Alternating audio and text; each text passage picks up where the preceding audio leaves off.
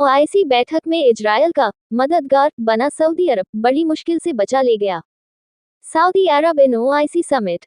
Saudi अरब समेत सभी देशों ने बैठक में एकमत से इजरायल के हमलों की निंदा की है। गाजा में चल रहे संघर्ष को अमानवीय करार देते हुए पश्चिम के देशों की भी आलोचना की गई, लेकिन जब इजरायल को तेल की आपूर्ति रोकने और सभी रिश्ते खत्म कर लेने का प्रस्ताव आया तो सऊदी पीछे हट गया। इस तरह से अप्रत्यक्ष तौर पर बैठक में सऊदी ने इजरायल की बड़ी मदद भी कर दी। सऊदी और कुछ दूसरे देशों की वजह से इजरायल बहुत सख्त प्रतिबंधों से बच गया। सऊदी अरब के रियाद में हुई है मुस्लिम देशों की बैठक।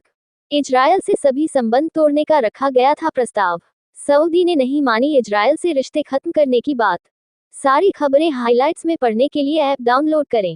गाजा संघर्ष रोकने के उपाय ढूंढने को बुलाई। इस बैठक में ज्यादातर मुस्लिम देश शामिल हुए। कुंडली में है अमीर बनने का योग या नहीं, जाने एस्ट्रोलॉजर से। रियाद। अरब इस्लामिक शिखर सम्मेलन में सभी देशों ने गाजा युद्ध को खत्म करने इजरायल पर दबाव बनाने की मांग की है। बैठक में इजरायल के साथ सभी रिश्ते तोड़ने का भी प्रस्ताव लाया गया। हालांकि ये प्रस्ताव पास नहीं हो सका। रियाद में आज की अरब लीग और इस्लामिक सहयोग संगठन ओआईसी की बैठक में शामिल देशों ने प्रस्ताव में कुछ नई बातें शामिल करने की मांग की थी। इसमें एक मांग इजरायल से सभी रिश्ते तोड़ने की भी थी। इसे इजरायल के अरब पीस पार्टनर देशों और कुछ दूसरे मुल्कों ने खारिज कर दिया। बैठक में जो अतिरिक्त मांग रखी गई थी वो है पश्चिम एशिया में स्थित अमेरिकी ठिकानों से सैन्य सामान को इजरायल में स्थानांतरित करने से रोकना, इजरायल से सभी राजनयिक आर्थिक रिश्ते तोड़ना, अरब राज्यों के हवाई क्षेत्र में इजरायल की उड़ानों पर रोक लगाना और युद्धविराम का दबाव डालने के लिए अमेरिका, यूरोप और रूस में एक संयुक्त प्रतिनिधिमंडल भेजना।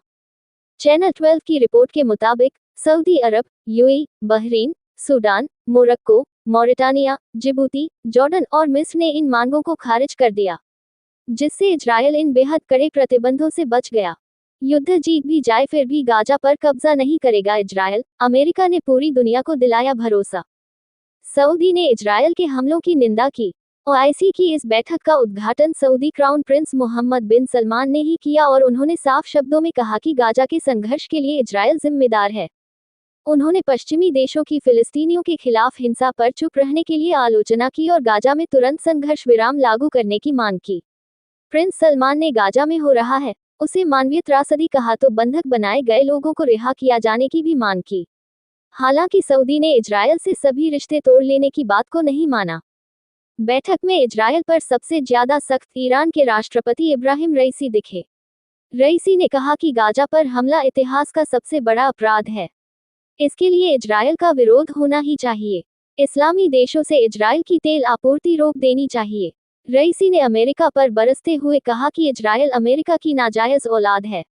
अमेरिका ने क्षेत्र में नौसैनिक बेड़े तैनात किए हैं। वह गाजा के लोगों के खिलाफ हो रहे अपराधों सीधे तौर पर शामिल है। बैठक में फिलिस्तीनी प्राधिकरण के प्रमुख महमूद अब्बास ने साफ कहा कि वह गाजा में किसी सैन्य समाधान को स्वीकार नहीं करेंगे। इस बैठक में सऊदी क्राउन प्रिंस और ईरान के राष्ट्रपति इब्राहिम रईसी के अलावा तुर्की के राष्ट्रपति एर्दोआन, मिस्र के राष्ट्रपति अब्दुल फतह अल सीसी, सीरिया के राष्ट्रपति बशर अल असद और मुस्लिम जगत के ज्यादातर नेताओं ने हिस्सा लिया।